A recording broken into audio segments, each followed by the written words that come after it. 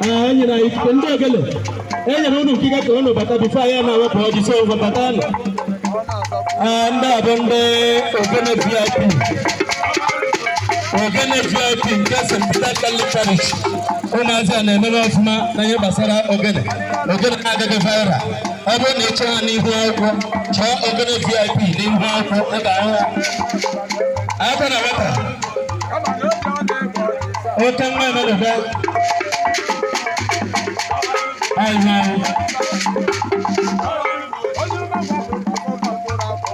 Anu kaya na chana bata sababu wale church but I work watching balita ya ina official. Thank God na independent and already elect and correct. And then Umo the governors go elect and correct. Hey, ayata na wata.